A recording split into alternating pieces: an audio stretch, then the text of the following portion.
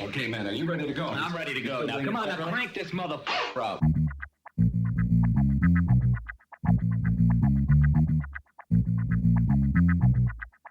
Break it down like this.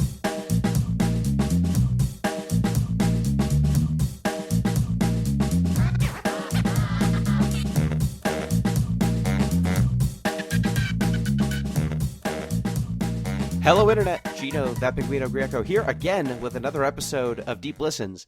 And today we are finally going to answer the question, did Lightning ever leave? We are finishing Lightning Returns, Final Fantasy XIII, the epic conclusion to the story that moved a generation. Will Lightning have emotions in this one? Will characters do things that make logical sense? We'll find out.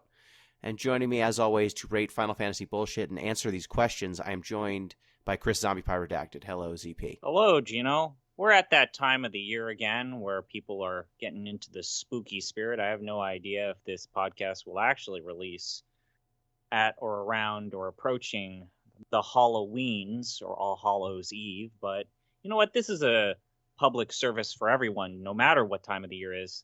So I'll ask you, Gino, as an Italian American. I can't say how uncomfortable I am whenever you pronounce Italian that way, but go on.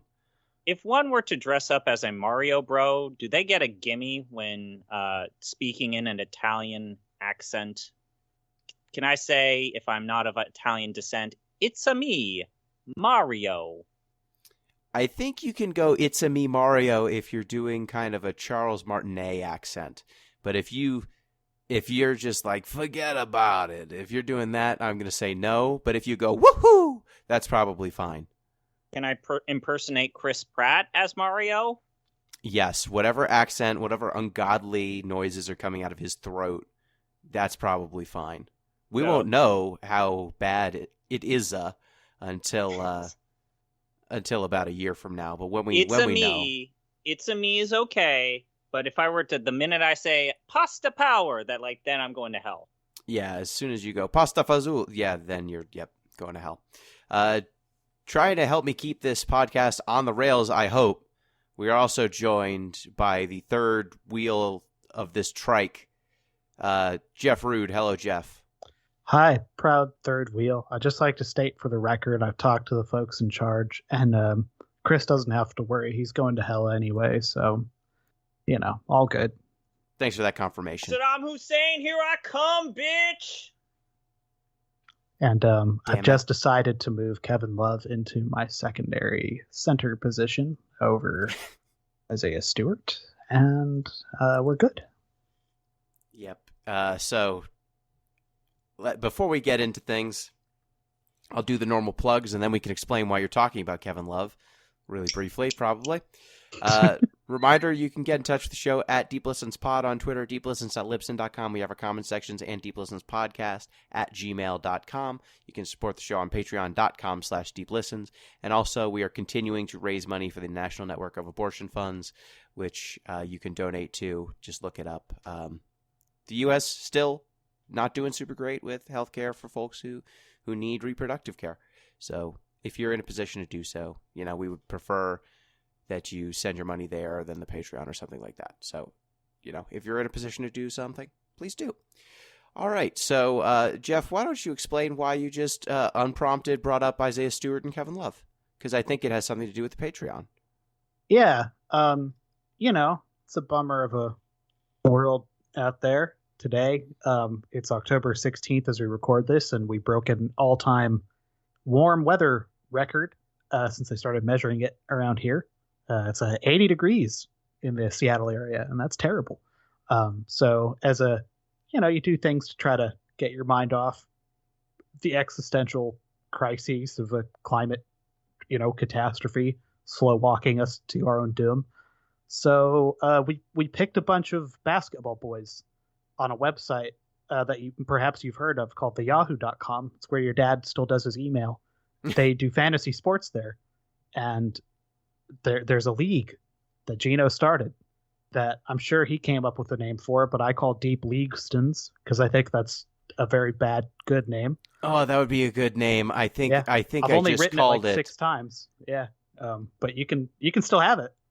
Oh boy, It was just called Deep Listens Basketball League, but I'm going to fix that. Yeah. Okay, while you keep explaining as I fix this egregious mistake.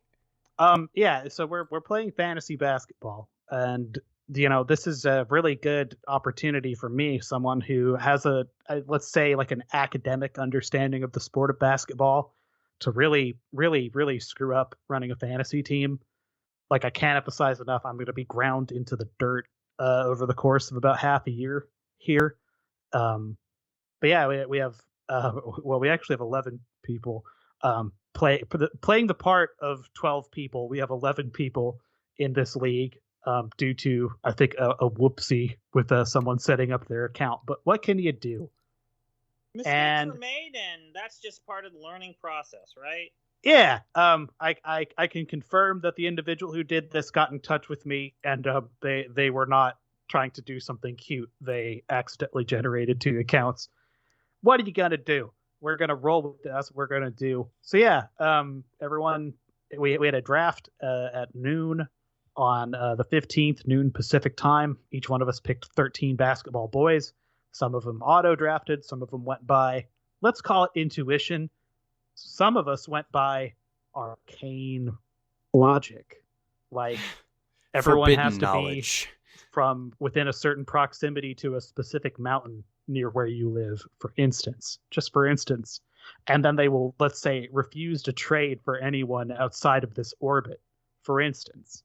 Just hypothetically. So, seems like a winning strategy. I'm looking forward to being crowned a really good champion of the league. Seems like something that a logical person trying to win this. Yeah, and like, the thing about it is, it's like the Pacific Northwest, as you know, is a famous basketball region. We've got, Yeah, that's what I was going to say. It's very convenient for you that the mecca of basketball is Seattle. He didn't say any names. You didn't need to someone on blast or anything like that. That's totally unnecessary. It's really cool that this seems to be like the last year of like Avery Bradley and like Isaiah Thomas, like players who are definitely washed, but are from up here and would have been nice bench players, perhaps. It's look, the thing is that some people knew what they were doing, some people had a plan, some people had no fucking idea what they were doing. We have a lot of diversity, and it's going to be complete and pure chaos, just total chaos. I regret to inform you that the league name seems to be set in stone. I cannot call it Deep Leaguestons. Well, we know what we're going to call it in our hearts, right? Yes, of course. Yes. All right, so I know how these shows usually, and all of this is on the Discord, and whichever listener does the best will be able to pick a game for the main show. So this is the sort of thing that you get with the access to the Discord. With that, I'm going to transition because I know this is one of these shows. So I assume, Chris, you're going to subject us with something. What's about to happen? You know me all too well. Well, also, it's the end of a game. I'm surprised that Jeff didn't crack a cold one today. I am holding one in my hand. So, anyways, I actually bought this a while ago, so I got to check the expiration date on this. No, wait, December of this year. We're all good. All right. So you might be aware that Coca-Cola is a company. It's a well-known brand. It's a company that you can trust, right? Well, recently they've been doing a bunch of funny like limited edition flavors. So I got the Dream World limited edition Dream flavored cola 0 calorie edition. Oh, so God. This is called the Dream flavored Coca-Cola, and it's the 0 calorie edition. So it's Coca-Cola has a mixed history, let's just say, about zero sugar editions of their colas. I think that Coke Zero Sugar is quite good. I think it's even better than Diet Coke. This is Dream flavored, which I had to look it up. What's the difference between zero sugar and zero sugar and diet? One of them has an artificial sweetener in them, that being the diet one. The other one uses a sugar alcohol. Yeah. This one is so they aspartame. both have sugars. Okay. Yeah. This is aspartame and sucralose, so this kind of strikes the difference. Okay. It's important to note, and anyone who says that aspartame is bad for you or it's some sort of cancer-causing chemical is full of shit. Actually research the science. It's totally safe and fine. Whose dreams does it taste like? Important. So Well, I I guess look have a this sip. up. No, I'm going to do the smell taste. Okay. It's a very fruity, citrusy. I had to look this up, and no one exactly knows what this flavor is. Some people believe that it's some sort of like grapefruit or citrus-based flavored. Someone said that it's mango, and I heard another person claim that it was like some sort of passion fruit. I think that the majority of people believe that this is Coca-Cola zero sugar mixed with some sort of dragon fruit, passion fruit. Smelling it, it does have a tropical undertone. Okay, let's try this. Yeah, that's not good. That's not good? Whose dream would you say that it tastes like?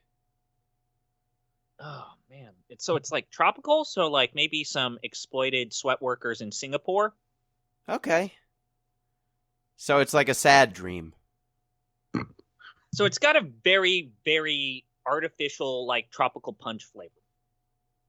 And then it has a very effervescent, like perfumey smell, which not a great smell. It almost has like a rose water aftertaste.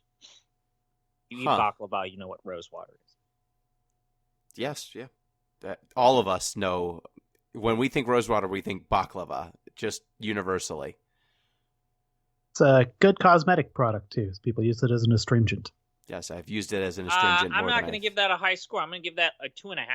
Or actually, no, yeah, this is a weird aftertaste. I'm going to give this a 2. Yeah, we'll I'm leave not going to recommend that.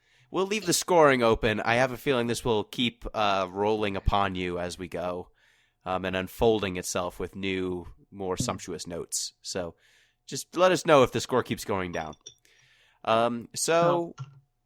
Jeff, are you going to do a thing, or should we talk about the video game? I don't. The beer I'm drinking, I've not been paid to talk about. It's from Oregon. It's actually pretty good. I'll just say for all of you out there, I know we have a lot of listeners, just hundreds of thousands of fans out there in the world. We really appreciate you. Any of you who practice, let's say, sort of mid-scale agriculture, such that you open your farm up a couple times a year to tourists to go, let's say, find pumpkins, pick corn, that sort of thing, do a corn maze. Just make it very clear if you allow pets or not, is it publicly, because sometimes people are going to show up with pets and they're going to be really sad if they can't bring their little dog. Just that's a free one. There you go. That's just putting that into the world. Make it a Okay, little good better. to know. Yeah. ZP, are you still being hurt by the soda? No, I had to. I'm trying to ward away the evil soda smell, so I lit a Patty Wax mango mandarin scented candle. I want to just say that the essential oils in this candle are now wafting away the chemicals that are. Can you? Never mind. We just need to secure a scented candle sponsorship. They seem available. Well, you guys know this, that I am super into scented candles. Oh, I know. ZP, Oh, yeah. ZP, don't name the candle company. You gotta send them a cold this call comes in email. a very nice ceramic. I do like the ceramic. No, don't give it away for free. Look, email them and be like, look, I will. This candle throw is a little on the lower side. Maybe I just need to burn it a little. All right. Thank you, everyone who's been listening to Candle Double Hour. reviews, guys. Double reviews. Bring in the content that you want from the Deep Listens Network. Lightning Returns is a video game that we've been playing. And have we? Yeah. When did we collectively finish this game? Let's start there. Months like ago. For me, last week. Okay, so we're finished when we recorded the second podcast, and just did some like additional New Game Plus to see what that was involving, and I noped off New Game Plus, but that's not an indictment against Lightning Returns. Yeah, I was about 2 weeks ago. Finally. Yeah, it's what a thing. Yeah, so when we last spoke, we were talking about the Dead Dunes a little bit. That's the land where you meet Fang, everyone's favorite character from Final Fantasy XIII, and a top 10 lesbian thirst trap, according to our definitive list. We wants to help Vanille still. So you have to do so by going into a little, like, underground maze. Well, Vanille is going to set off the end of the world of this, some form of the apocalypse, and she's also still listening to the cries of the people who died before everyone became immortal. Yeah, she's going to kill all of the non-believers and all of their souls. She's going to prevent them from going to the new world. And Fang wants to stop that from happening, so she wants to get a MacGuffin at the bottom of this vault. You have to basically run into this vault over and over and over again. You have to unlock doors. You got to beat, like, some skeletons. And then at the end, when you get to the MacGuffin, the order of I forget their name. The order, they worship your god. Mm-hmm. They show up, and depending on when you do this, they have one monster or another monster, and they set them on you, and they steal the holy MacGuffin that you wanted to use to save Vanille and save the souls of people. The last one, sorry. It's a game that ends well. I think that this is something, listening to the previous podcast that Jeff brought up, considering how this game ends and everything that is entailed or involved with how this game concludes this trifecta, it's kind of shocking that there's not more that leads up to or scaffold towards this big climactic end, like WTF moment. To which I respond, what about any of these games would make you think they would lead up to anything? That they wouldn't just drop stuff out of nowhere. I think that in the scope of this game feels much more scaffolded towards the events of Final Fantasy XIII too. At this point, Final Fantasy XIII feels like a weird spin-off of these last two games. Yes, yeah. Yes. I said it already. I feel like I've said this like 30 times, so this isn't like a new thought, but just to reiterate it again. This series could have just started with 13.2 and then made 13.3 and then made like Final Fantasy 13 Gaiden and had that just been like the first game. And I think this all would have worked a lot better.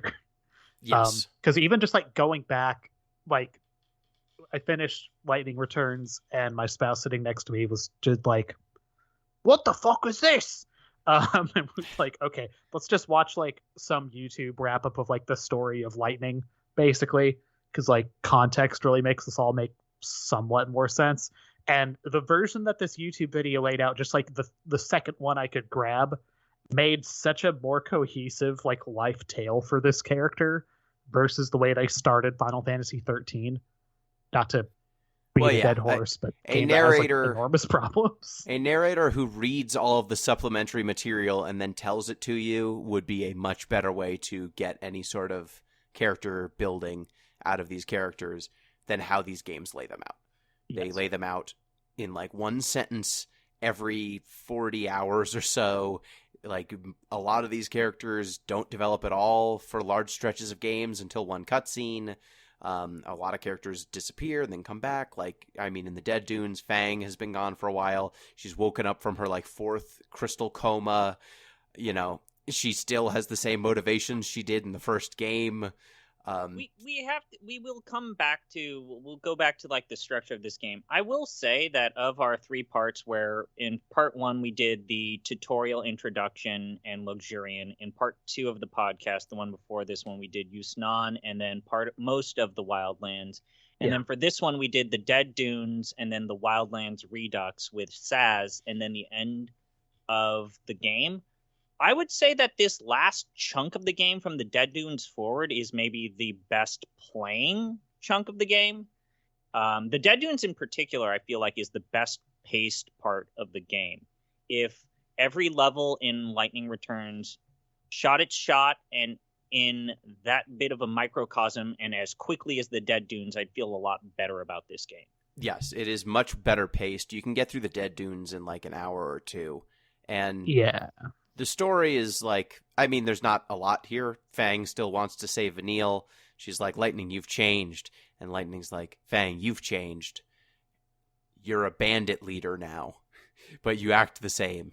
And then you go do a bunch of dungeon crawling stuff with a secondary character, which helps in Well, combat. I feel like the one thing about Fang is that she's trying to pull the wool from Lightning's eyes to make her realize that this religious order and this god that she's taking orders from is full of shit. And Yes. that part works for me, at least within the scope of this game.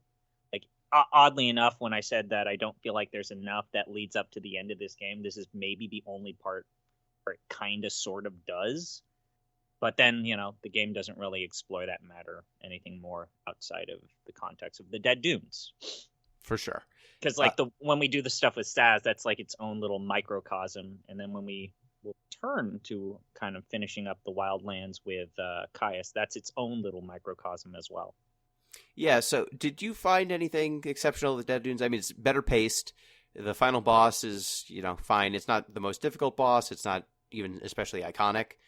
It feels mostly... Well, the best part of this game has to be the side quest that you complete with Bhakti. Yeah, and we talked about Bhakti last time. No, this is the part. I said, guys, you got to see this.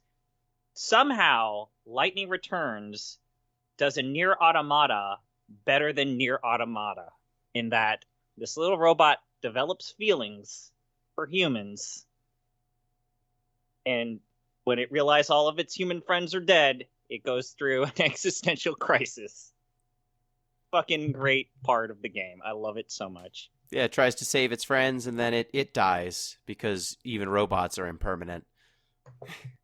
Yeah, that is definitely one of the better side quests, for sure. But yeah, I mean, this is definitely one of the biggest areas. Like, Dead Dunes and Wildlands both are significantly larger. Dead Dunes kind of alleviates this problem by giving you warp points. The Wildlands tries to alleviate this problem by giving you a chocobo that lets you move at sprint speed at all times. Yeah, one of these is infinitely more successful than the other, it turns out. The warp points is a better way to do it, it turns out. Just warp me to where I need to go instead of needing to run at 0.15 speed. 1.5 speed. The other issue with the Wildlands with the chocobo is that there's a bunch of platforming nonsense. Like, you get to that area where you have to go to Caius and you have to, like, jump on cliffs and stuff and, like, kind of platform and hover jump with that chocobo. And I don't know if we talked about it last podcast, but when you miss a jump with that chocobo and have to do a loop all over again, it just sucks. Yeah. I will say the thing... Sorry, Jeff, go ahead. No, it's okay. The Caius dungeon's rough, and that boss fight is a notable difficulty spike in a game that has like maybe 2 or 3 of those that are worth really talking about. But when I discovered upon going back to it, because I was like really I beat my head against trying to beat Caius for a little while. I was like, I should just go buff up a little bit. It'll just make my life. That sounds more fun than trying to like puzzle my way through this. When you go back to that temple, you don't need to redo all of that shit. Basically, it just gives you a, like, for lack of a better way, warp point to fight Caius immediately. So you don't have to go to all the business. Yeah. No. Where is it? I didn't find it. Right it. at the entrance of the temple. It's like right there. The very entrance of the temple, there's a scaffold. Like you would have to be kind of in a hurry to run past the thing because it's like the first thing you see. Yeah, when you punch out of the temple, there's like a little sparkly glowing thing that allows you to kind of get back. How did you punch out? You just walk back the first time. Okay, I did walk back the first time. Maybe I just didn't notice it when I went back to find Caius. But there was like a mission that was supposed to get me a very good outfit, so I had to kill a specific enemy in the temple. So I was going to need to backtrack through the temple anyway. But did that? Maybe I just missed that warp. But yeah, like the Caius stuff, we find out Caius is still alive because they brought back every character who's been in any of the games for the most part, except 13. Anyone who was in 13.2 is kind of in 13.3. So he's back. Yule is back as well. There's a bunch of Yules. They're all like the chaos of the universe, like that weird chaos bubble that shows up every once in a while and makes you fight hard enemies. That's apparently getting generated by Yule and her many selves somehow.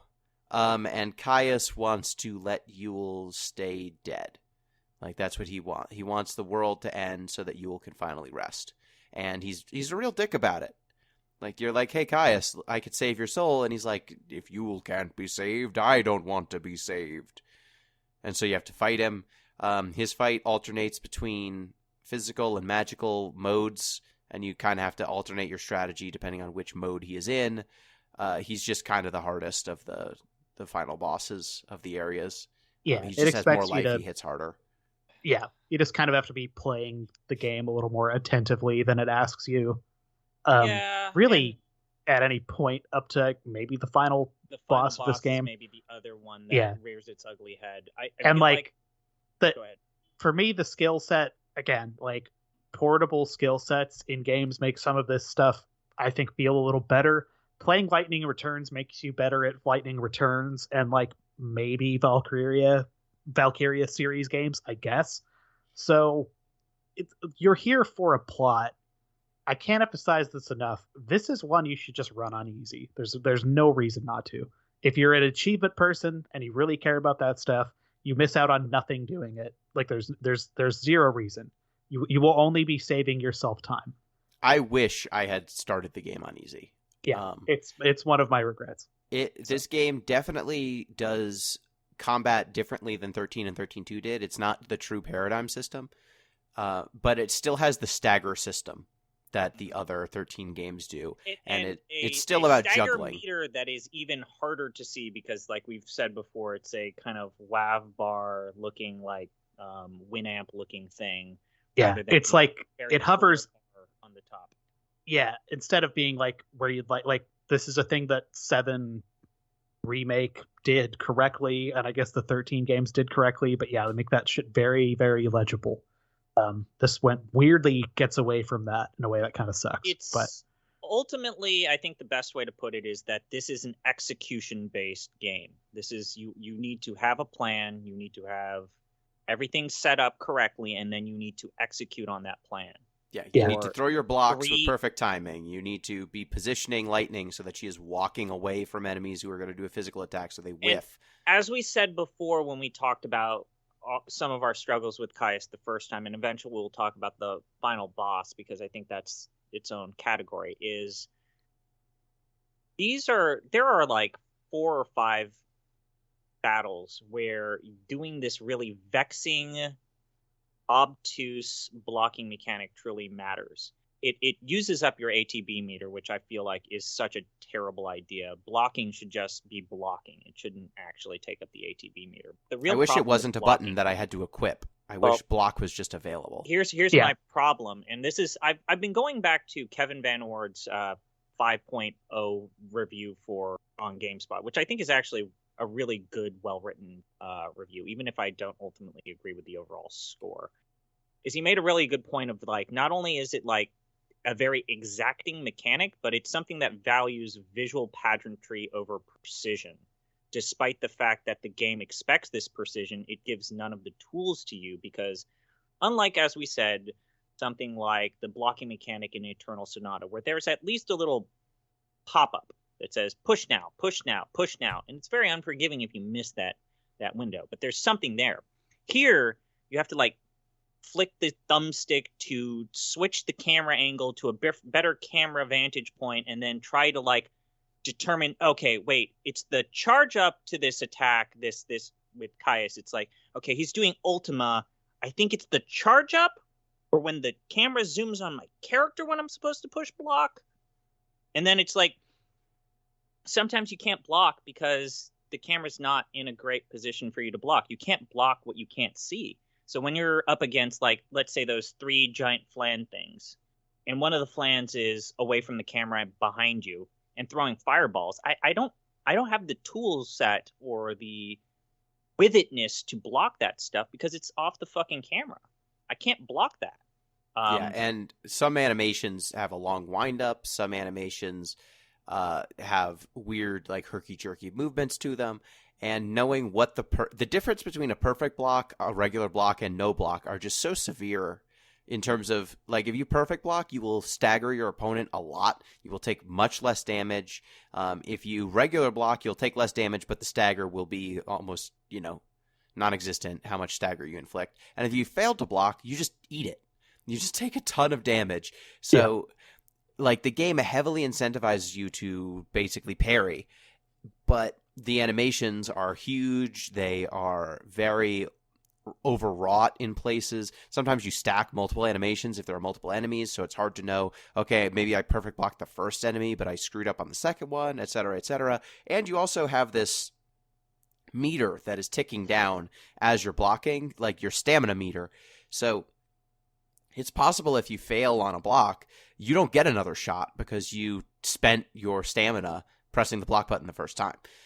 So yeah, it's a lot of just like, it's close, and it's clear that they learned from their mistakes here when they made 7 Remake, but I didn't find that the combat, especially when it got to high leverage situations, I found that it did not really gel super well for me. I was not enjoying switching between the 3 jobs that I've set up. I didn't enjoy having to level my buttons so that my block was better or my magic was better. I did not especially enjoy just like, you know, it is still the paradigm system to a certain degree, right? Like you've got your saboteur, you've got your medic, you're still doing the plate spinning thing that you were always doing in these games. This is much more actiony than the previous games. But when you boil it down, you're still trying to stack all of the debuffs on the enemy and then rotate to an attacking class and then stagger them. I'm actually going to push back ever so slightly. Because I think the game is cognizant of the fact that you're not able to stack debuffs or buffs as easily because you have only so many button presses and only so many slots to put things in. When you do land a debuff or you are able to pop off a buff on your character, it actually means a lot more. Debuffs are much more effective in this game than in 13.2 or even 13. Agreed. Yeah, they make them stick around longer. They hit more frequently, and they definitely feel more meaningful here than they did in the previous games. There are fewer plates to spin than in previous games. I still found that I was still thinking, okay, now I need to rotate to the block guy because he's about to do his attack I need to block. Then I need to rotate to my debuff to make sure they have their debuffs up. Then I'm going to buff myself. Now I'm good. Now I'm going to try and stagger them. You know, it's those same like rinse repeat, the same handful of cycles, though many of these enemies tend to have like one weird trick for killing them. And so you kind of have to have the right paradigm set up, and then you can kind of just jack enemies up. If you don't have that paradigm or you don't know what the secret is, then you're in for long, long battles. And the Caius fight's kind of long regardless of what you do. Yeah, I think the worst stretches of this game for me a lot of the time were, I don't want to just drag us right to the end of it, but there's segments of the end of this game that really expose this part where basically you just need to be either omniscient or have already failed once going through stuff, because you'll get presented with like just a couple new monsters or combinations of said where it's like, oh, I just needed to have fire equipped. And if you have, you know, in theory 12 slots for attacks that are always in play and you just incidentally didn't set fire to one of those, or let's say for instance you bought for academic purposes all of the DLC for this game, and I gave you Yuna with like a Elementa ridiculously high level spell that just hits everyone with everything. You do have fire, but it also hits all the other elemental spells simultaneously. So yeah, which is bullshit. Yeah, so it'll lop off 25% of their health and then heal back 28% of it. So, you know, yeah, just basically it's like, oh, did you know? Because if you didn't know or you didn't like have notes or already fail at this one time, there's a good chance you might just get kicked in the teeth and have to just redo this. And I don't know like how you really get around that. Like being able to like on the fly go in and edit your outfit ability stuff, I guess is a solution, but it's not a very elegant one. The annoying thing for me with the Yuna outfit is like the servers that would serve me up the Yuna outfit are down now. So on the PlayStation 3, I can't get the Yuna outfit. Yeah. Look, between that, I'm not going to lie, I rode that and the Cloud Strife outfits for this game 2/3 of my way through. So that's another thing I would suggest if you want to like really not have a very difficult time with this game. You can spend like $5 on that. You might even be able to ride that train much longer. Yeah. On the other hand, if you want to like engage with these systems, which hey, you do Maybe you. you I would do. recommend Maybe not. you do. Yeah, I would recommend you don't do that because the cloud gives you a like heavy strike ability that when when an enemy is down, when they're and you staggered, it land just that- turns into Slayer, it which just is like basically it's like a murders them. 40 times damage. It's some ridiculous. It's a gnarly attack to just give you from the jump. I think that's one thing I want to say is that they do seem to capture most of the spirit of the dress sphere system, and unlike 10-2, Final Fantasy 10-2, they give you far more opportunities to actually revel in this mechanic of finding new abilities, seeing the natural progression of dresses and outfits.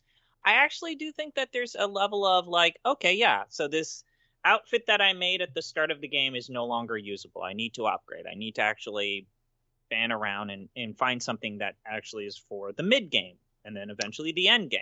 Like, yeah, that part I feel like works at least for the most part. Yeah, I think I was more engaged and kind of enjoying this game a little more, frankly, when I was engaging with these systems and sort of like rebuilding outfits as I was going for a while, which I did do, because they started to have like a mid-game slump on some of those outfits. So Yep. And it's not like there's anything else to spend your money on. The economy in this game is very odd. Like as we mentioned, like you fit. So there's main quests in this game, and then there's side stuff, which we will also talk about. But in the course of doing this, you're kind of steadily handed quite a bit of money and quite a few, like, for lack of a better word, beaver pelts and random shit that after a certain point have no purpose except to just be sold as vendor trash, i.e. just get more money and used into the refining mechanic. But I found that leveling up magical spells and leveling up forms of equipment was so incremental that it just was not worth the investment of time. Right. Yeah. And like, so the only thing that really is worth buying is like new swords and new fancy dresses, basically. And new shields, I suppose. And new things to put on your face.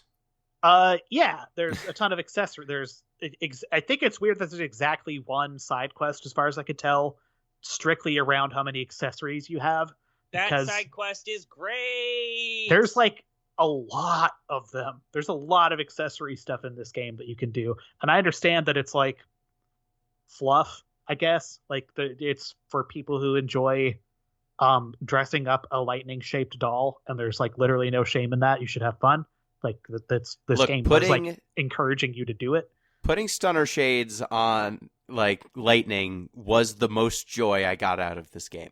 Like I think it's weird that they don't let you stack accessories. Like, yes, because like, what if you wanted aviators and a beret and a cattail?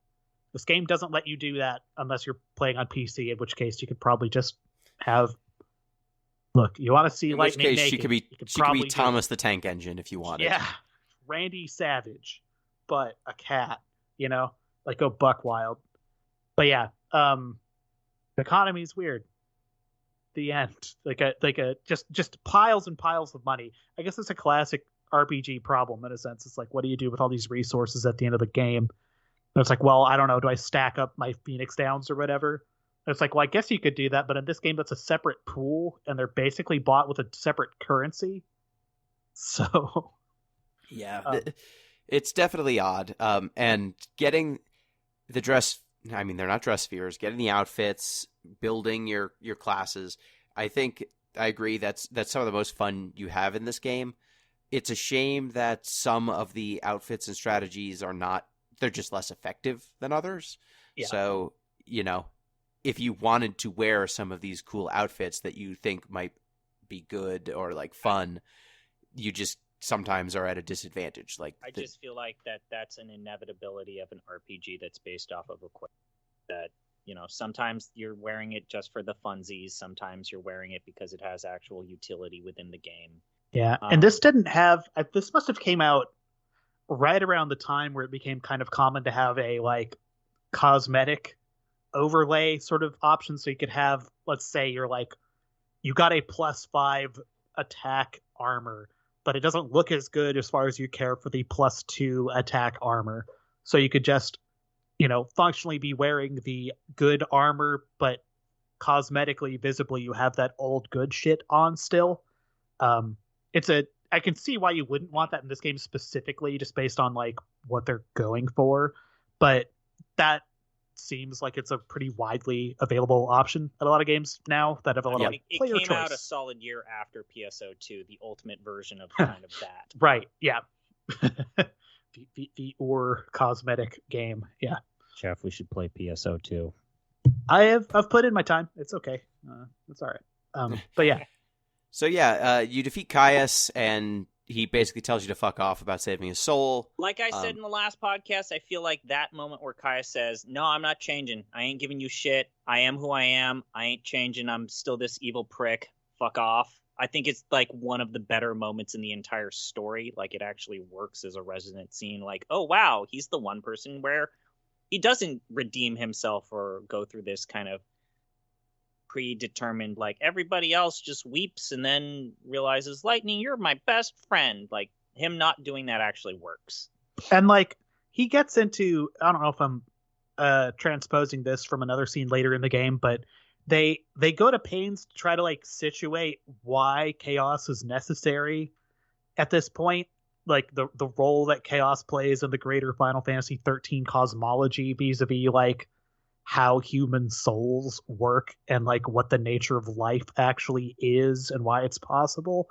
And that probably sounds like a bunch of gibberish from like goop.com, but in a sense I kind of appreciate that it really tries. It really does try. Yeah, Caius... it's continuing to work from stuff that 13.2 did, which was like all of the just an absolute shamble, just a shambolic mess. Yeah. Basically, if there's like 13 god robot things, and some of them are from this planet, some of them are from this moon. I was like, no. There's a time god, and then there's like a creator god, and then there's the god of death. Yeah, and you don't need to worry about any of the other nonsense. And it's like that is so much easier to follow. Like they do occasionally say the word "l'Cie" sometimes in this, and that is still, which is a mistake every time they do it. Yeah, maybe not a great idea. However, if you distill this down to a very simple like syrup, like, you know, there's a role that like a small handful of like easy to understand, like easily domained gods like operate on, and this is how you relate to them. Much better. There's even a brief moment where Caius is like, yeah, you guys hate fucking immortality, right? I've been immortal for over 500 years. I've been before you guys became immortal. It sucks. Like, Caius is like, this shit sucks. Let's burn this shit to the ground. Let's just burn it all down to the ground. Let's go. And then also, like I said, there's that plot twist with that chocobo, and it's good. Yeah, so let's go on to that. So Saz is the next person whose soul you should save? I meant Valhalla. The Valhalla plot twist. Right. Why don't you explain the your chocobo that you've been riding? Because there's another chocobo-based plot twist I thought you were setting up. Oh, yeah, we got two. So this one I think I talked about on the second podcast, but for posterity's sake. So at the end, like, there's this sense of, like, defeat that you don't redeem Caius and that he just goes off into the nether realm and cackles as he goes there. And then you're just walking away from that weird effed up temple full of evil and saps your life force. And as you're walking away, the chocobo that you've been riding in the wildlands just greets you and it's like, oh, hey, it's you again. And then the specter, the ghost of our former summon, Odin, leaps out from the fucking chocobo and greets Lightning, and she realizes that her friend, her summon, Odin, has been reincarnated into the form of the Valhalla white chocobo and has been following her and watching her all throughout her journey in the world of Lightning Returns. Yes, her summon, and only her summon, was reincarnated as a chocobo. Sure. Why not? It's Lightning Returns. Anyway, so that's funny. Saz. Sure. So Saz, he's got Dodge, and wouldn't you know it, 3 games in, he's still sad about his son dying. This time his son is dead because he's got his fragments of his soul have been split up, and you need to get his fragments of soul back by going through a series of side quests. The first one is to find a tiny chocobo who's right outside Saz's house, and then you have to do some other stuff. You have to walk to the end of a bridge and open a treasure chest. And then Chocolina gives you a soul fragment. You need to go to the arena and fight a special battle, and that gets you a soul fragment. You need to go to the Moogle village and then give a Moogle charm or something to one of the people who wears black mage hats, and they give you a soul fragment. Am I forgetting one of them? I think there's one more. There's another one where you have to fight the Cactuar. Right, you have to kill a Cactuar. And then you kill a Cactuar. I think that's about it. I think that's all 5 bring it of up, them. but we'll talk about it later. But we have to talk about the Moogle Forest. Yeah, we do. But yeah, you assemble all of these pieces, and well, let's talk about the Moogle Forest now. Let's do that, and then we can reveal the Dodge secret. So the Moogle Forest, I think that's the only part of these side quests that really stood out to me, because I did not go to the Moogle Forest before this side quest. You meet the Mog from FF13 too, and it's just the funniest thing. It's really good. I love Mog. He shows up, he's like, Lightning, let's hug, and then Lightning punts him into the fucking stratosphere. You can get a side quest there. You even have to find all of his friends in the forest, and it's like, oh man, we're really, like, you find these little, like, the big quest is that all these chocobos are getting bullied by these horrible monsters. These Moogles are getting... Oh yeah, sorry, these Moogles. You kill the evil spirits, and then it's like, you gotta go find my friends that are lost in the forest, and you find these little Moogles. And how do you transport them back? Not using the fast travel system, which well, Lightning, is a fast travel. Lightning first says, you've got wings. You've got wings. Why don't you just fly above the canopy? And they say, we're scared of being that high off the ground. And so Lightning then grabs them by the head and throws them to the village one at a time. Which is very good. Because which I think is also a reference to Final Fantasy XIII too, where you threw Mog at different objects whenever you were riding like vehicles or giant monsters. You would throw Mog sometimes off of vehicles. Sometimes you throw him at like treasure chests that were just out of reach, and it's very funny to me that is how she does it. And every time she does it, Hope is like, "You didn't have to throw him like that. That's really messed up what you did. I think you're doing it just because you don't want people near you." And then when Mog says thank you for saving all of his friends and helping the village, he tries to hug you and you punt him into the stratosphere. So that is some of the most charming and funny. If this game was more of that and less of the somber, just Hope repeating jargon. I don't know, man. I feel like there are plenty of side quests where it is that, like, again, CD's bar, Bhakti the robot, reuniting that family where you find out that a woman's dad that she thought died isn't actually dead, and you find the grandfather that faked his death and is trying to compete with them in the farm. Like, there are all these like really, really heartrending side quests. Fake and, like, Gordon Ramsay. The fortune tellers. Then you have the lady that's trying to create the potion of life. The Rainoff saga. Yeah, like that stuff. Like, there are some really, really good goofy side. There's that side quest where you just got to create a stupid looking outfit full of different accessories. There's the one where you find out that there's another not Chocolina Chocobo human hybrid, and it's like, I lost all my friends. Can you go get them back for me? And then they're forever stuck in purgatory just dancing on the fucking plaza in Yusnan, I think. Yeah. Yeah, there's a lot of good side quests. I liked when I was doing fun side quests. I didn't like the combat side quests, and I didn't enjoy running around quite so much. And the main side quests, the main quests sometimes were bummers. But yeah, the goofy stuff I really appreciated. After you get all of these fragments of the Chocobo of Daj's soul, you unite them all. And Jeff, what do we learn about? Saz, Daj comes back to life. Saz plays with his son. What do we find out about Chocolina, though? So it turns out Chocolina, like the Like the chocobo in the aforementioned side quest, it turns out apparently chocobos operate on a sort of wolf's rain logic, the hit anime from Sunrise, wherein when it's convenient or when the plot necessitates it, they are chocobos, but they can also be a people. And when they are either or, it depends on, I guess, how the animators were feeling that day. To wit, Chocolina is in fact a chocobo, but not just any chocobo. She's a chocobo that you know. And you would say to yourself, I don't know any chocobos. I've been playing Final Fantasy XIII games for like 10 years or some shit. Like what chocobos are there? Think about the first chocobo you've seen in those games. That's right.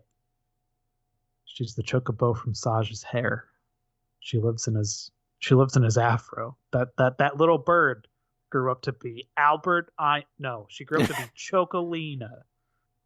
And she hounds you and this revelation is fobbed off in perhaps the most dismissive, like, it's incredible how this game handles this amazing revelation, because what it acts like, it more or less insinuates this, and then when you encounter Chocolina in the world and she's in every one of these settlements, you'll just chat with her and she'll just be like, yeah, I used to be a bird and I lived inside of Saj's hair. Anyway, Chocolina, you want to buy some stuff? And it's like, wait, what?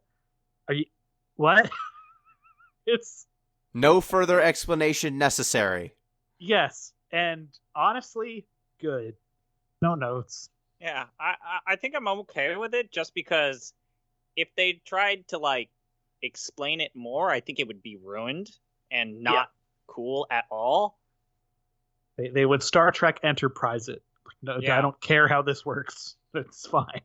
Yeah, I mean, the answer, why is Chocolina a, like, I don't know, the Venus de Milo, but the torso, instead of being missing arms, she's got bird arms where the human parts should be.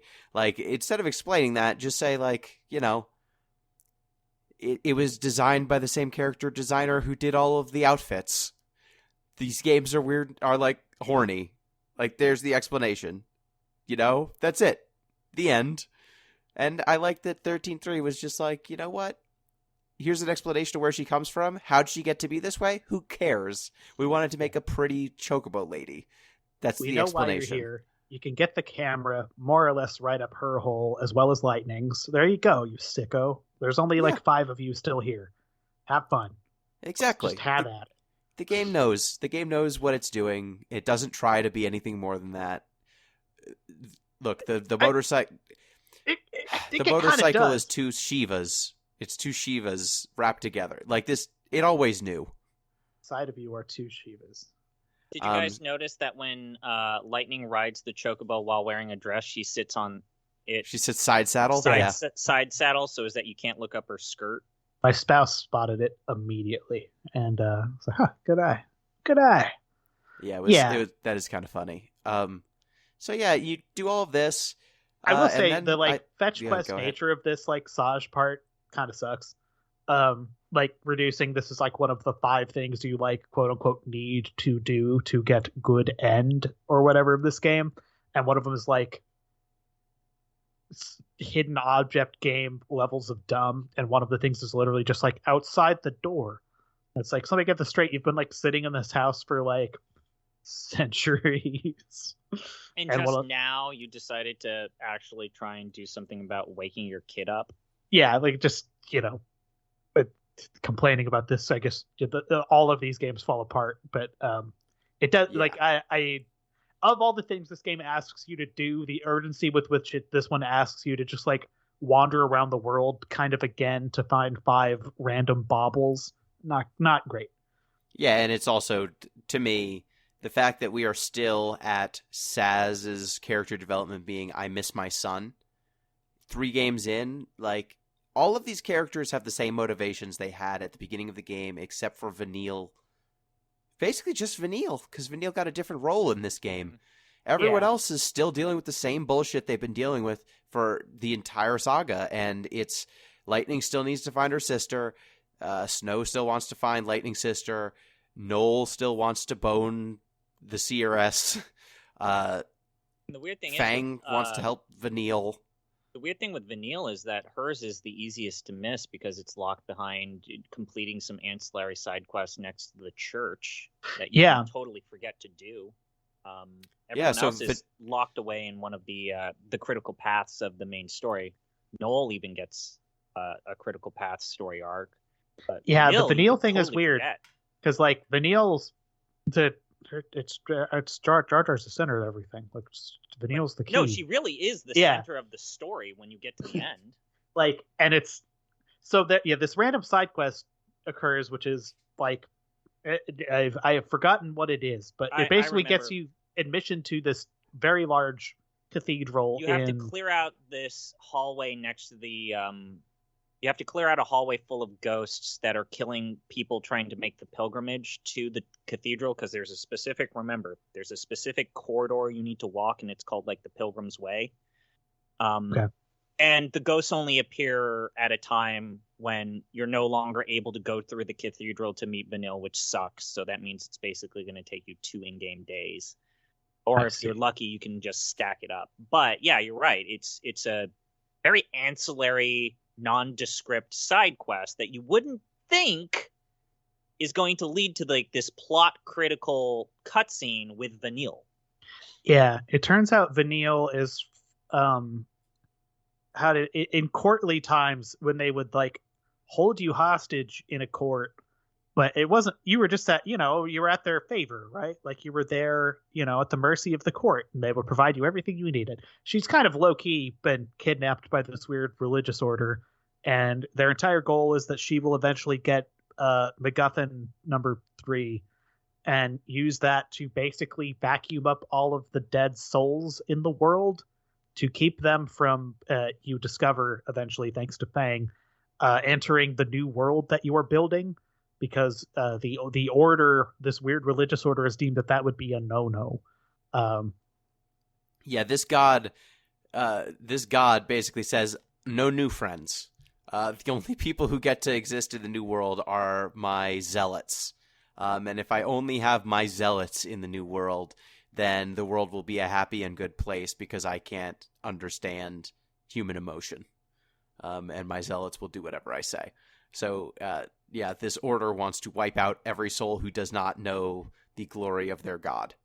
And to do that, they want Vanille to sing the soul song, and she would wipe out all of basically everyone who existed, everyone who didn't survive to the end of the world. Every soul before then would be wiped away, and she would die. Which rolls up lightning why she cares suddenly, because that would include Sarah. The only character she cares about. Yeah, which, they're at least consistent about this, right? But that's your motivation. I think they do a good job of this, by hook or by crook, because the first plausibly 3 main quests you do plus these side quests, it's kind of easy to mentally lose track of what am I actually doing? Like, I'm gathering souls for a robot that Hope is talking on behalf of, who I talk to every couple hours for weird kind of tangential plot stuff. But then Fang kind of crystallizes this for you at the end of that 4th mission. It's just no, here's the stakes. Here's where this is actually leading. That's not just the world's going to turn off.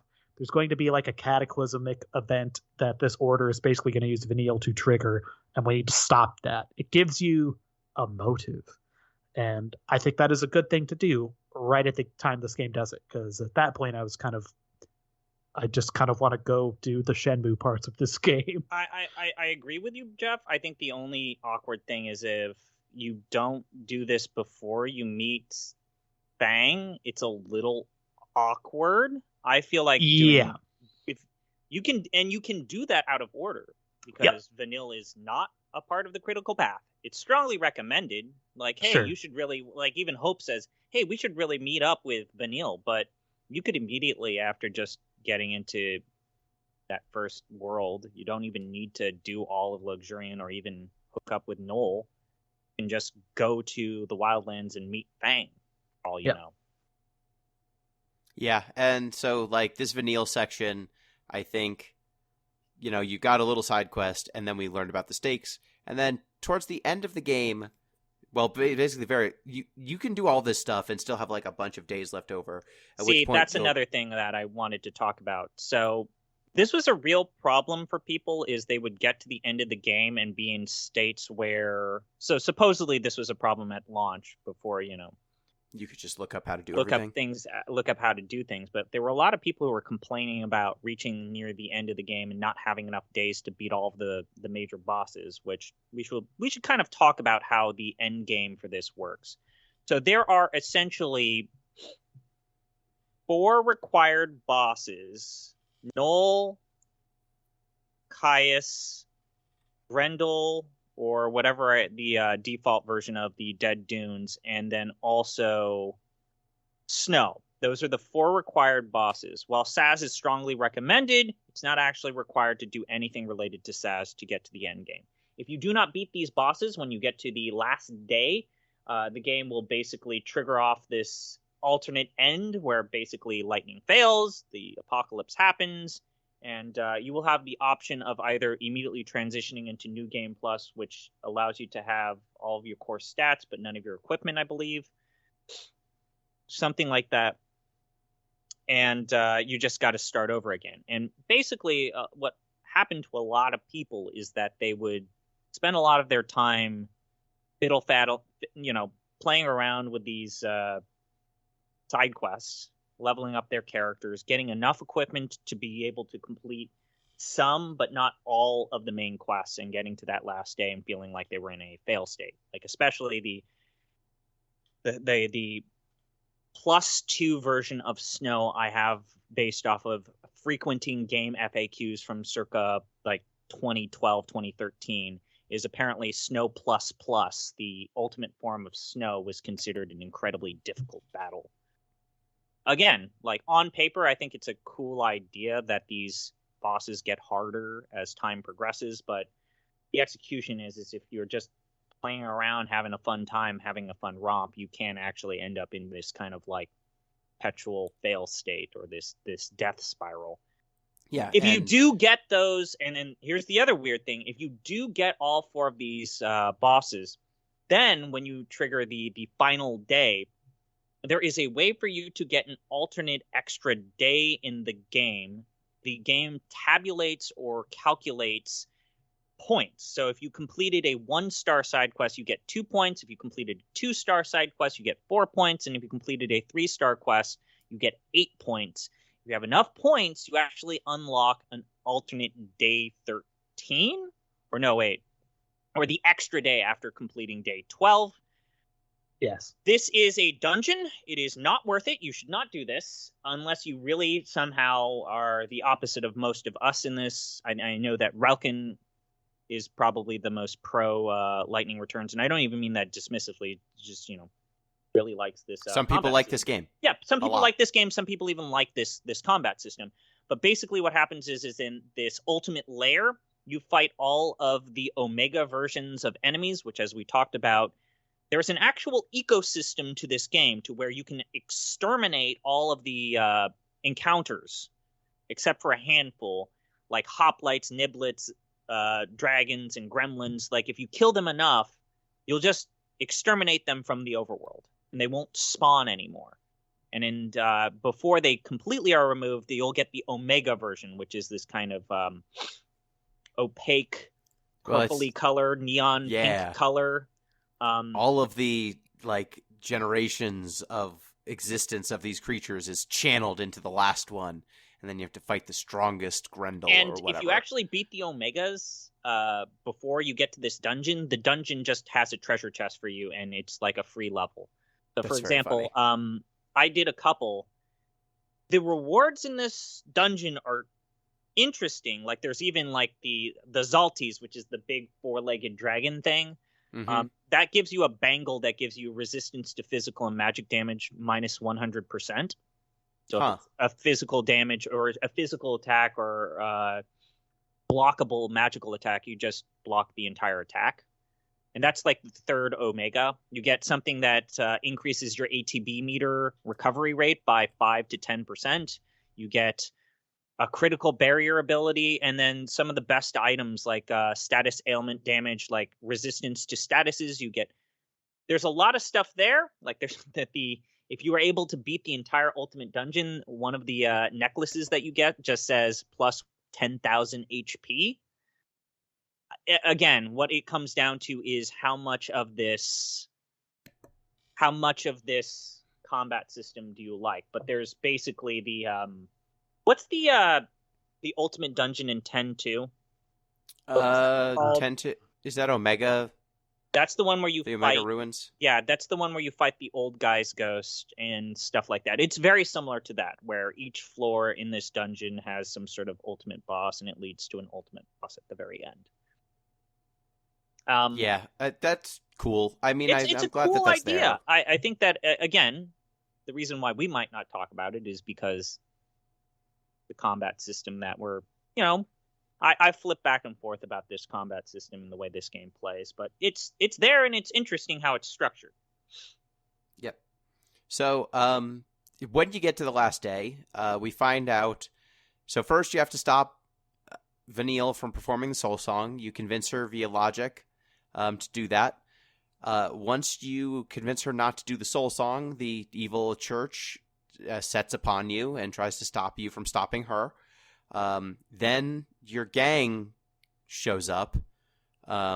Snow and all your friends show up to stop the evil church. And then the apocalypse happens, basically. You stop the evil church, you try to save all the souls, and then the end of days comes. Hope comes down from on high and becomes... what's his name? Bunavelza. Hope becomes the conduit of Bunavelza, because apparently Hope was not fully Hope anymore. He was partially a construct of this deity, and so Bunavelza ghost rides the Hope, and you then and your crew go into to kill God, and Lightning's like, if I need to kill God, I'm going to kill God.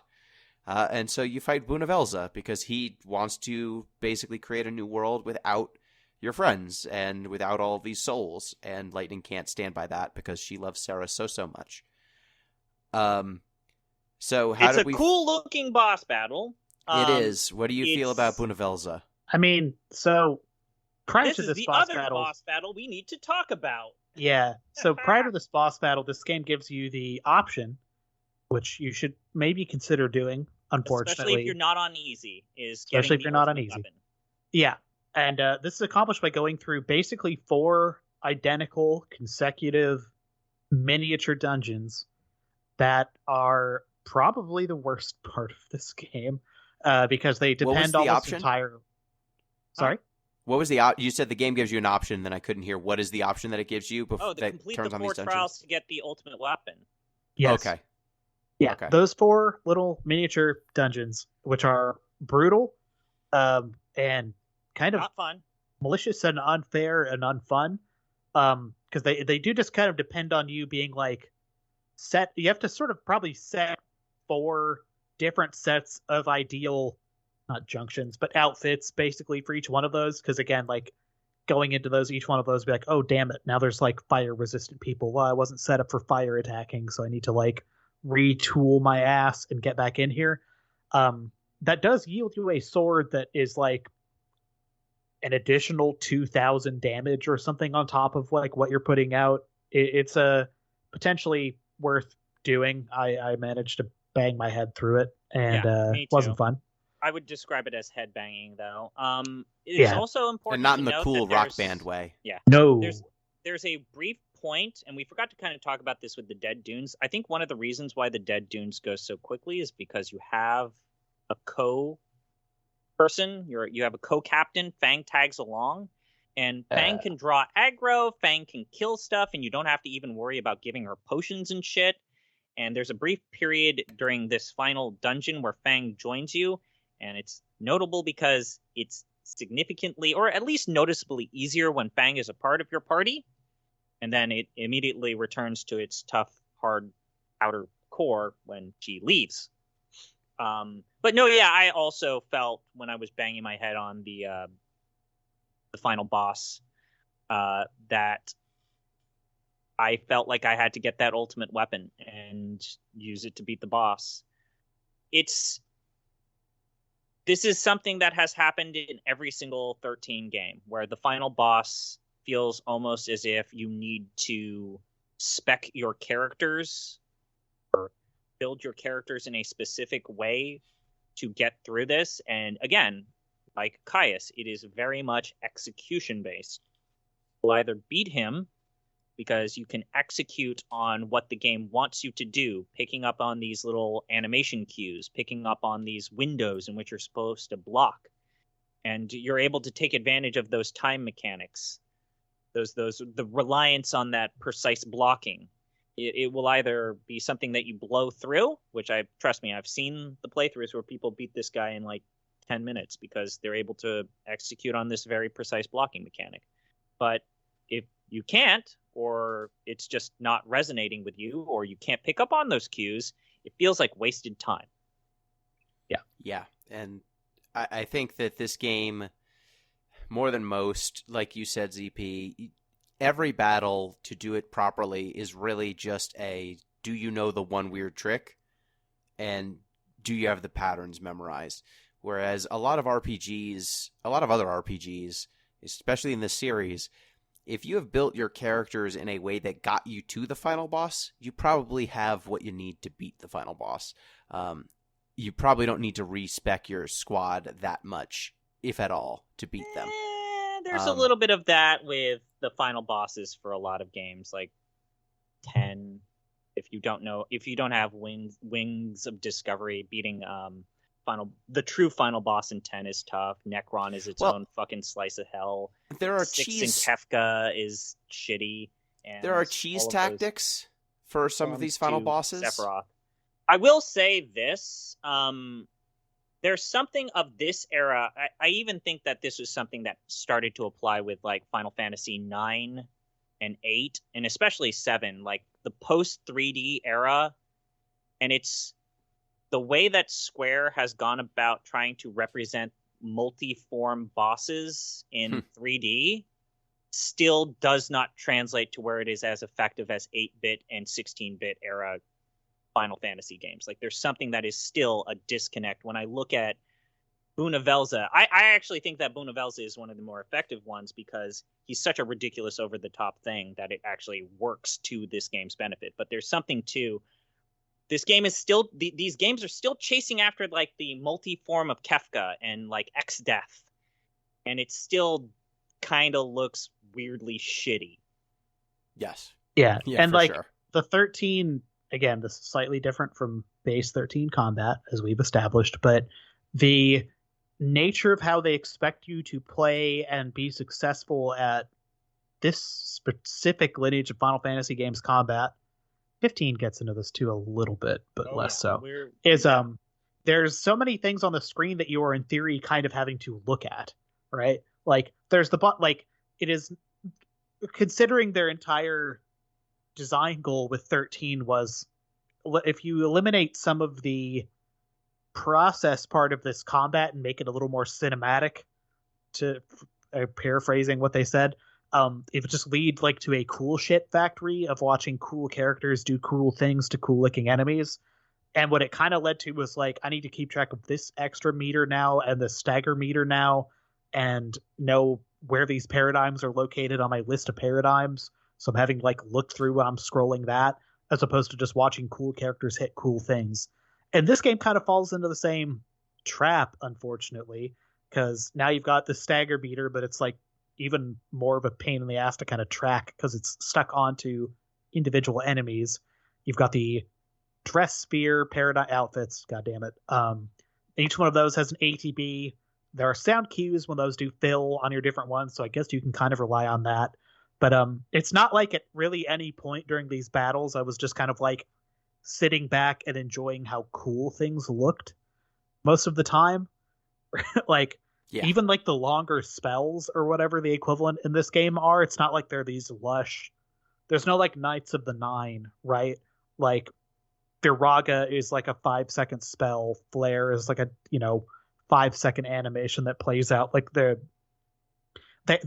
attempt to do rule of cool shit just doesn't really work here. I guess. Yeah, it's hard to do that when you've got a live action system because the enemies don't just stand there and take your 5-second Firaga not attacking you. No. Not the good enemies. Like the bad enemies, they do.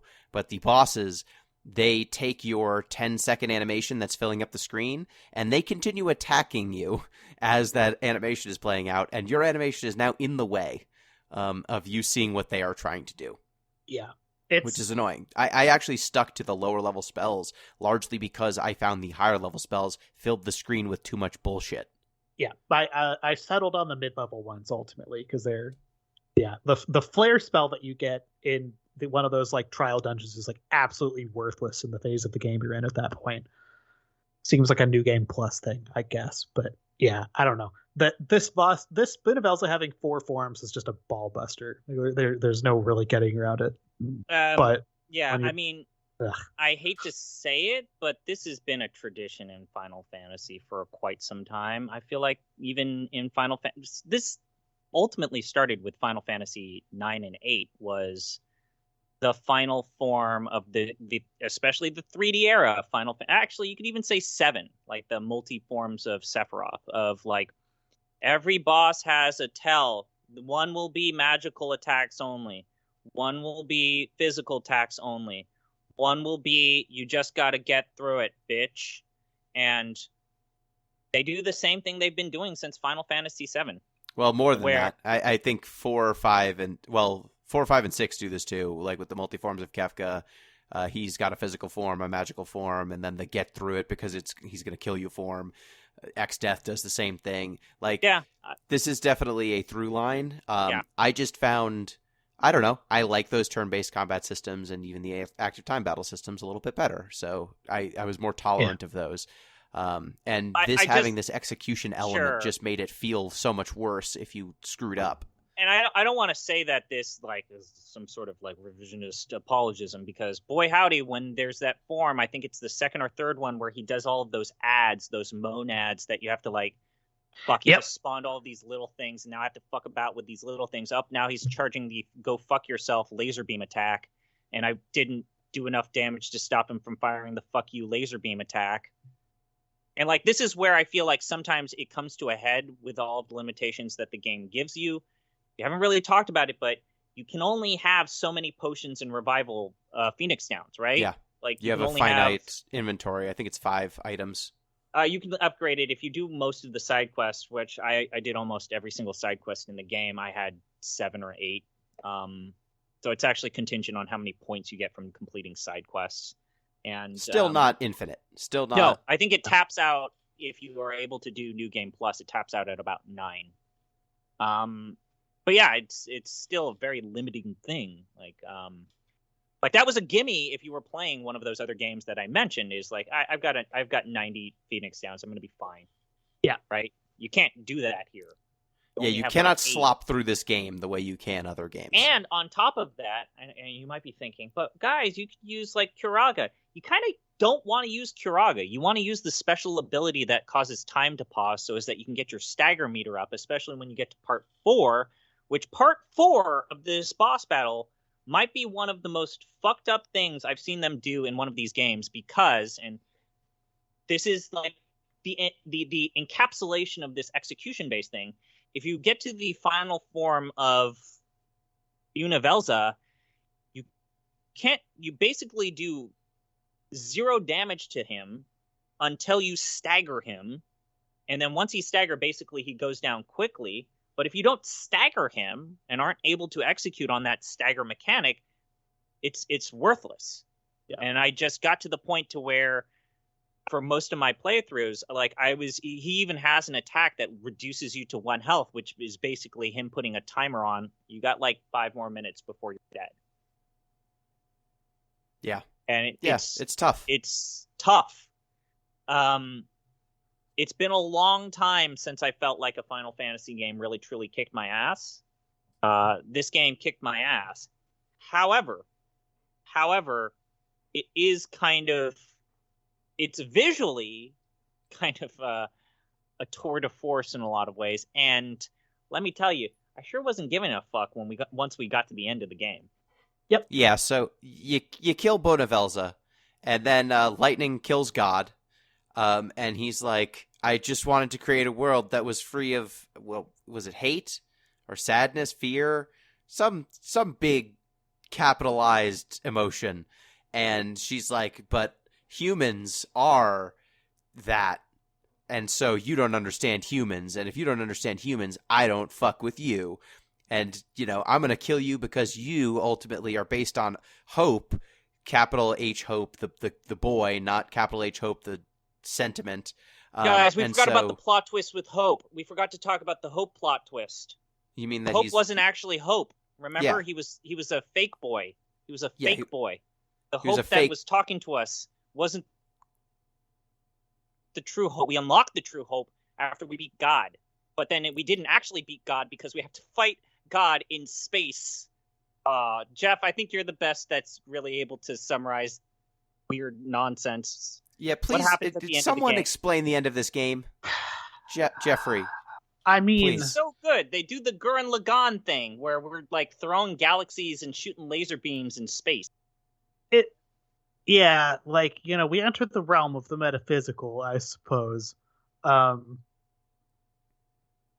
Lightning forges a sword out of the power of friendship and or the souls of all who have gone before.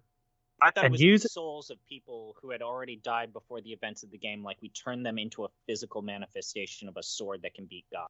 Yes, which you then use to kill, this weird glowing Yog-Sothoth figure of Bunavelza in, space, functionally. More or less beatifying and deifying lightning simultaneously into a creator god. And the universe ends. Basically, chaos is left to exist. Yule's there, and I guess in the out of the kindness of the universe's heart, Noel is granted permission to live with Yule in the chaos. Yeah, I think so that's how that went. no, One no, Yule. One Yule. so One no, Yule. so Yeah, not the first, cosmic Yule. First, Lightning is like, I'm going to be the god of death. I'm going to stay behind. You, all of my friends, you go on to the new world. There needs to be a god of death, and that god of death is going to be me because someone's got to do it. And then everyone's like, no, fuck that, Lightning. That's not how this is going to go. And so well, the person who makes Caius... her realize she can't do that is Sarah, because Sarah comes back from the dead somehow. Oh, right, but also the Sarah that comes from the dead first is fake Sarah. She's a fake Sarah created by Bunavelza, but she realizes she's not real Sarah. Sarah tries to break her out of from being tempted by the real Sarah. And the fake Sarah is like, I'm not real Sarah, but I had the memories of real Sarah. So even though I'm not real Sarah, I had her dreams, and I thought, what would the real Sarah do? What about Goth Girl? We find the plot twist with Goth Girl. Yeah, Lumina. we find out about Yeah. Lumina. Lumina, it turns out, had Sarah's soul because Lumina is really Lightning, but her Lightning as a child, and Lightning killed her innocent child self and separated it out because she never wanted to be hurt. So she created a physical manifestation of her childlike wonder, so that she could remove all weakness from herself. So I cannot stress enough that the game says all of these things explicitly. I know I sound like I am a raving madman, but this is what the game says. So I started going to talk therapy a couple weeks ago. And I'm married to someone who's a professional therapist. So I have some, tertiary insights into some things, but I'm no expert. But there's a notion of parts work and integrating this is in some sense goes back to Carl Jung's stuff, but there's other theories kind of playing with these ideas. So the idea that this is an element of Lightning that she has kind of suppressed or turned it given qualities to and then kind of buried is interesting. I don't know if they were necessarily trying to go that deep with it, but they accidentally did.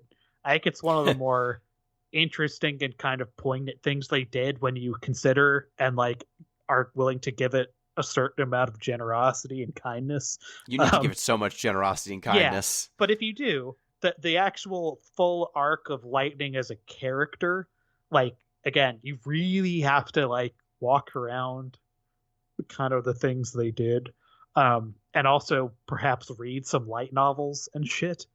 But yeah, it's a real, like, just ignore all of the stuff that happened with this character before this one cutscene. Yeah. And if you do that, yeah, but then... I mean, like, in universe, we're talking about a character who like was functionally orphaned and made into a parentified child when she was like 15 to raise her sister. So her Yes. sole purpose in life is basically protect this other vulnerable child, because she's already been shown that like the world just kills adults randomly. And you get into the rest of the Final Fantasy XIII mechanisms, but to have this character's sole motivation in life be protect my only other like living relative, you know, to the like exclusion of like all other concerns, and anything that is like a detriment to that purpose just has to be like excised, whether that be like part of me that has any sort of like chill or snow villiers, like, okay, fine, fuck it, let's go. So I don't know. The most generous reading of this, I thought this was actually kind of good. And there's an element to where it just basically becomes a Super Sentai show. Like, Yes, I'm gonna that's what's fire up actually my happening laser here, beam. to be clear. I'm gonna fire up my laser beam. It's like, oh shit, Goku shot the soul beam, but we need to give him more soul power to fight Frieza. Yeah, it becomes a spirit bomb scenario.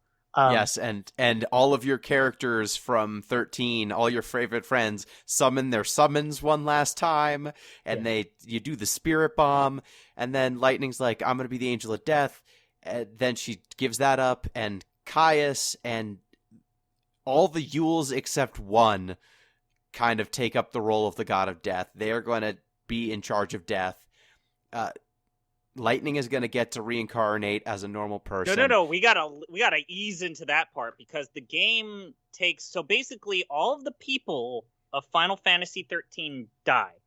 Basically, they all go to the New World. They go to the New World, and we see like their specters, like their blue energy, their souls slowly migrating, and then it's a fucking slow crawl. And Lumina gives Sarah's soul back, so Sarah's alive Sarah's too. Soul back. And then she's got the outfit from 13 too.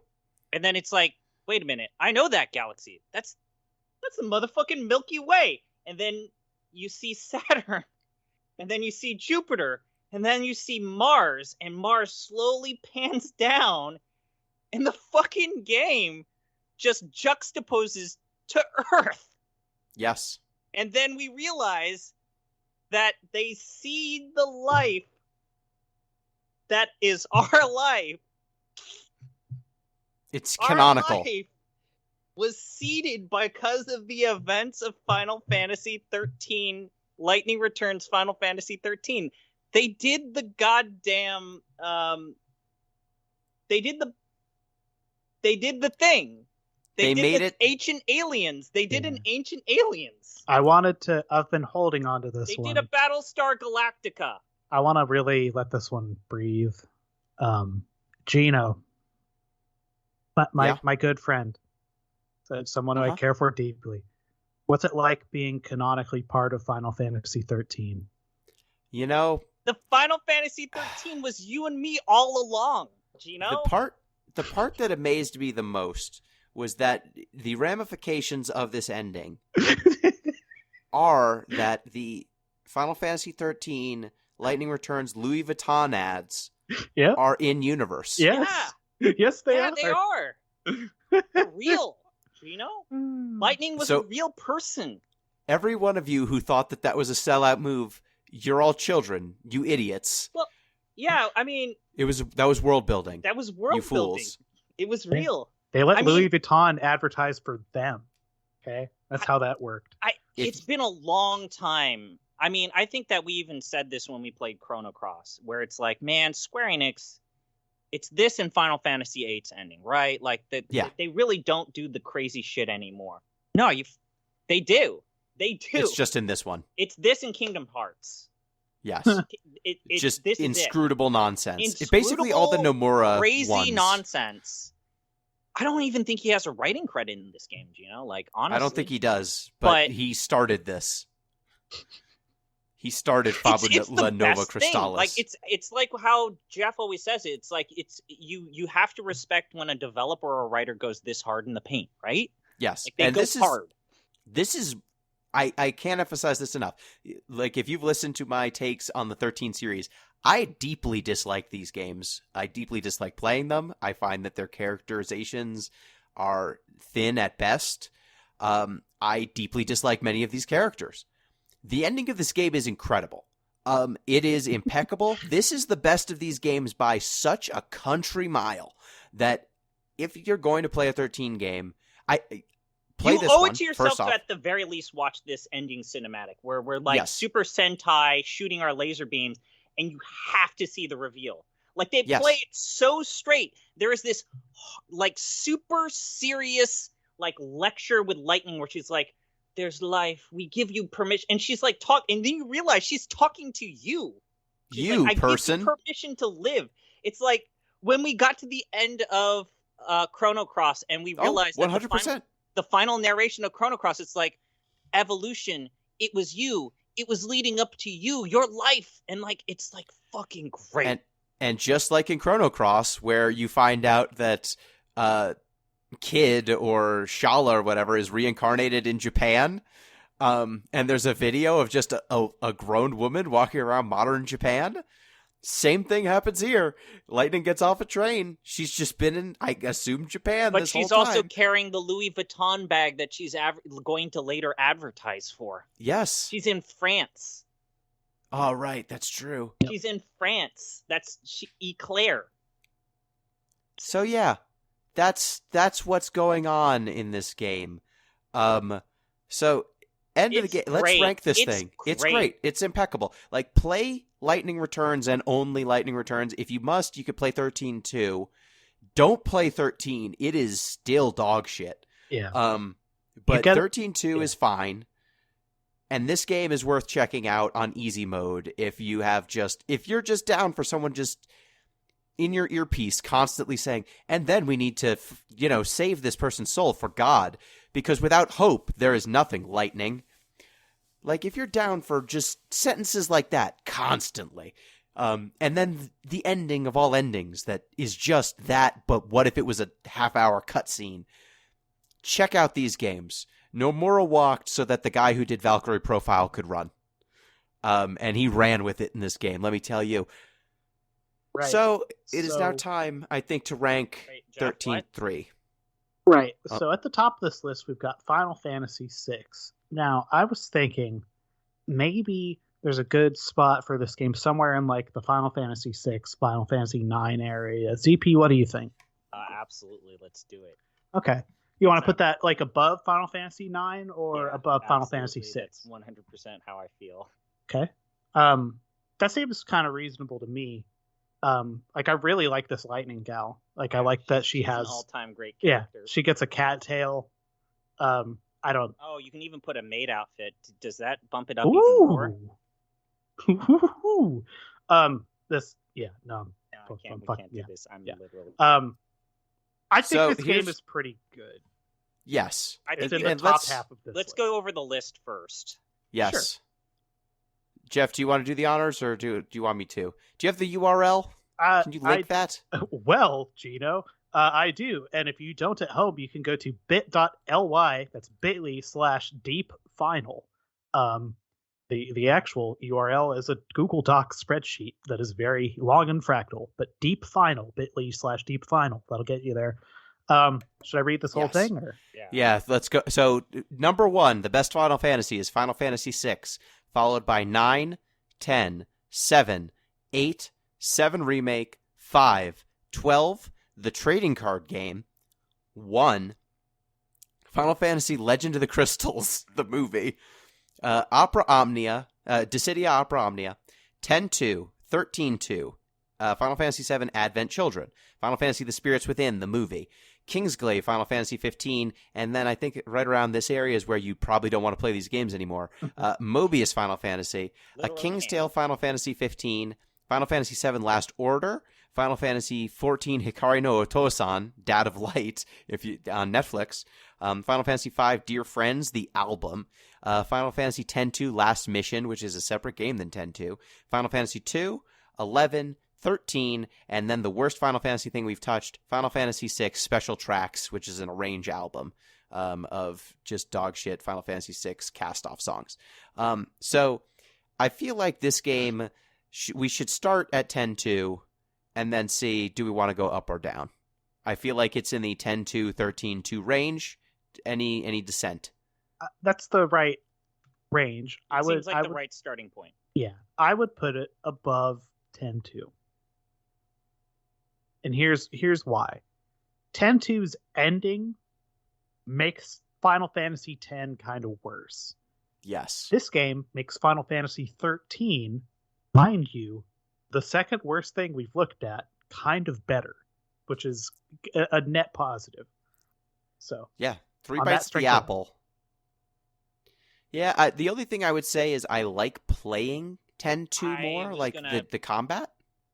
The only thing that I want to say is that you don't play that much of the combat because most of 10-2 is a series of mini games, and they're not even like a well put together series of mini games. Each one of them's completely different from the other one.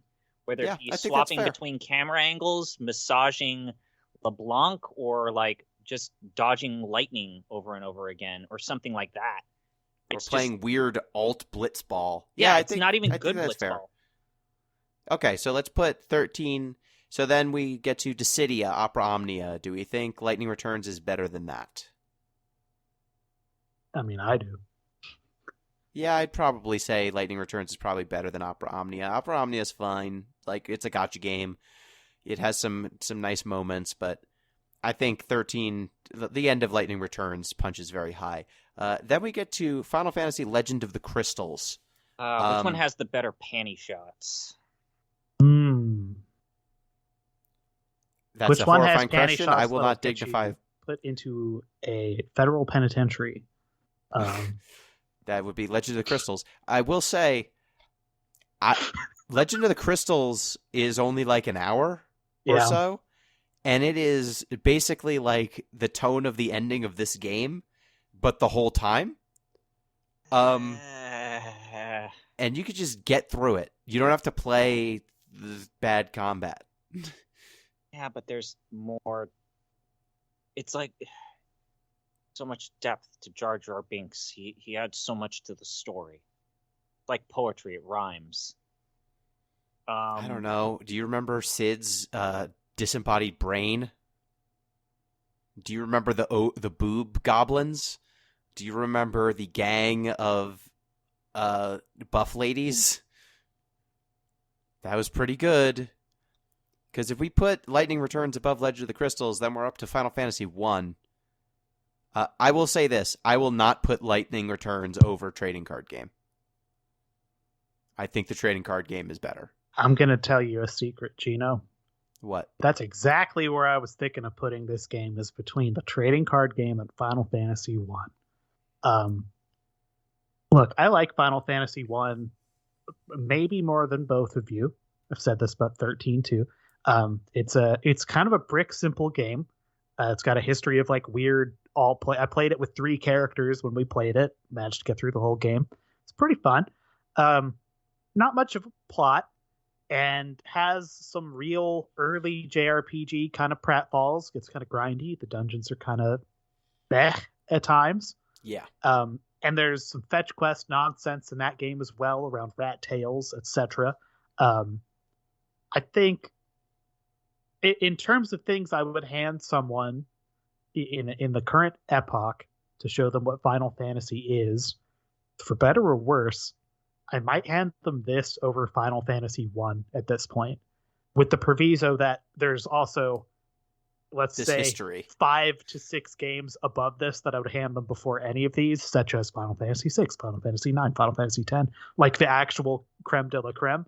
Like, all those actually trump this, but this is pretty good. Like, it trips over its dick a lot, but it has a dick, and that's cool. I don't know. Cut that. Um, you're not going to cut that. Yeah, so I would say I think I can live with that. ZP, can you live with it directly under the trading card game? Yeah. Hey, Gino, what is the state of the Final Fantasy trading card game, out of curiosity? Is it still technically going? Yeah, it's still going. It's still very good. Okay. I was just wondering if, like, the wheels are coming up underneath from the ecosystem and the competitive scene for it. Okay. No, I mean, the competitive scene is, like, COVID did a number on the competitive scene, but the game balance is still very good, and cards are still coming out. Like, there's no signs that it's dying. I still wish Square gave it more attention and, like, built an online client that wasn't, untapped or something. But, look, it is still a very good card game with new content still coming out. It's not defunct yet. So I'm going to say, it holds up. And even if it went defunct, it's still a cool card game. Yeah. I like playing it a lot. All right. So above 1, below TCG. Yes, which means we have a new list. The list is as follows.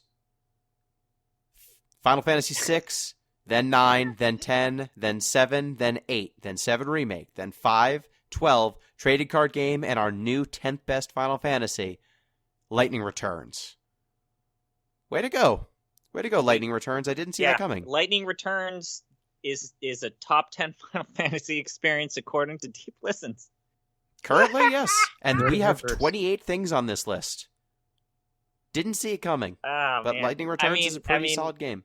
Even if you were averse to the mechanics, I think, you have to watch that ending cinematic. It is genuinely a work of art.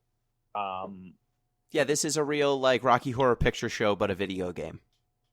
Yeah. And just as a free reminder, y'all should really watch Legend of the Crystals if you haven't. Like, it's a good time, and it will not take a lot of your time. Please. Yeah, it's a good time. Okay, so with that, I think it is my turn to pick the next Final Fantasy we play. I thought we were going to read the Twitch comments, but okay. Oh, yes, let's read the Twitch comments. We have people watching live on Twitch. So, yes, if you want to watch live on Twitch, the link will be provided in the future. Just click the link if you're one of our YouTube viewers.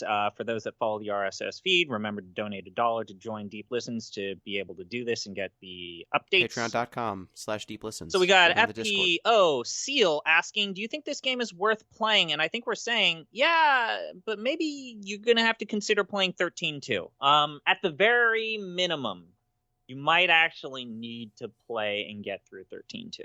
Yeah, they're not going to introduce any of these characters or explain who they are for you if you don't have the 13.2 context. Though I will say, if you play 13.2 and Lightning Returns, you 100% don't need to play 13. Like, the game throws that game in the dumpster. There's a better version of Final Fantasy 13 in the data log of these two games. Also, bump it down to easy. Bump it down to easy.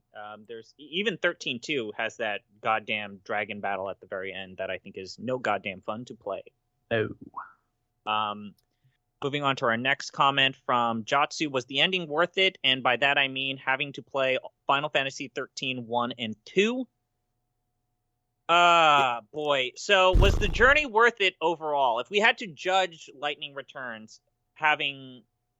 And then also, I mean, this is the thing, right? We have to ask ourselves, Square put themselves in a corner technologically with the release of 13, right? Where instead of making games like they did in the PS2 and PS1 era, they were stuck.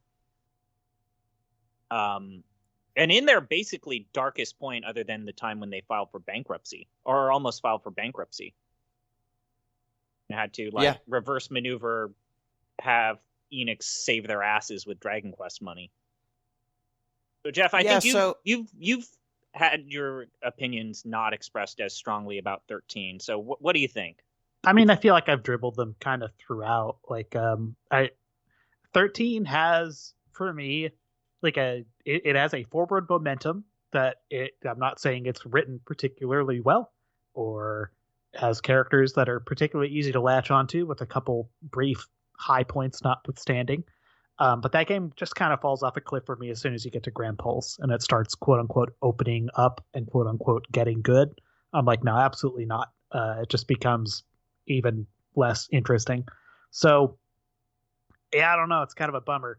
and 13.2 does like so much so quickly to like create care. Like I care more about Sarah in the first like couple hours of that game than I did most of the cast of 13 halfway through it, just because they stuck with her a little more. I don't know. It's a more cogent. She got to speak. Stuff. She got to speak. Which... It didn't just bop around back and forth between like these brief character sketches that felt like they were thrown together at the last minute, which is kind of how 13 was made. Spoilers. They kind of built that game backwards compared to I think how they did other ones in the series. So I don't know, man. Like it. I don't know if 13 is ultimately really worth playing when 13.2 is there and gets you most of the content, explains like what happened in 13 well enough without getting bogged down into like you don't really have to know who Barthantalus is to enjoy this series, right? You might be better served not.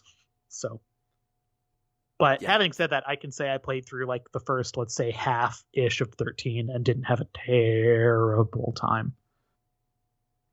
I think you 100% do not have to play it, though. Yeah. That's for sure. Yep. So I would say, does it pay it off? It does pay it off, but you can just skip to 13.2 if you want.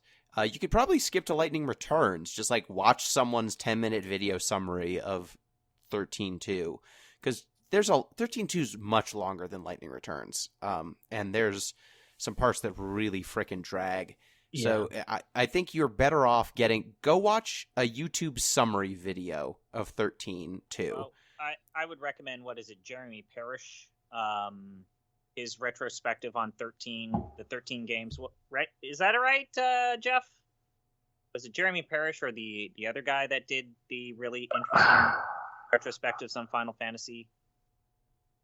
I know Thor High Heels has videos about at least that first one. I'm not sure if Jeremy did videos on these. As if I know him, dear God. First name basis. Yeah. Who's the one that basically argued that Final Fantasy 13 games were Square trying to make Gears of War? That's a Tim Rogers quote. Rogers, okay. And let's say that Tim Rogers, when he originally wrote that blog, it was a different time. Used some language in there that I wouldn't necessarily choose to use, and I think at this point he wouldn't either. But just throw that out there. But it's worth looking at because it's a pretty good exploration of the circumstance. He lived in Japan at the time and was somewhat involved in events around Final Fantasy 13 that makes his perspective kind of interesting. But yeah, little rough to read, little hard R word thrown around every once in a while. Wouldn't recommend it. But don't play 13. Probably learn about 13. Don't play it. 13.2, maybe play. Just be ready. It gets kind of grindy at the end. When notably grindy for this series. Think about that. Jotsu asking, do you think Nomura is on acid? We've seen this before, but is this the best case scenario with Nomura in now? Just no, crazy because he weird? Isn't destroying Disney licenses with it. As someone who is not a Disney adult and has zero reverence or respect for any of that stuff, I hope he just continues to drag that shit right through the mud. Yeah, I gotta say, I enjoy that Tetsuya Nomura's current vocation seems to be, I want to do cool character art sketches, and then everything else, who cares? It can be just gibberish as long as I get to make a cool outfit with a lot of belts. Speaking of which, Gino, it's your turn to pick, and boy howdy, it's a big secret, right? We have no idea which game you're gonna pick. Yeah, so I think we should play the most recent entry into the Final Fantasy series that I recognize. And that is going to be Final Fantasy Origins Stranger of Paradise. I played it for the Giant Bomb Community Endurance Run, and boy, do I want to talk about it. It's Stranger of Paradise Final Fantasy Origin. Whatever. Whichever order you want to. Sopfo. It's time to play with Jack Final Fantasy and his crew. Time to listen to Frank Sinatra again. Oh, God, you're going to kill my spouse.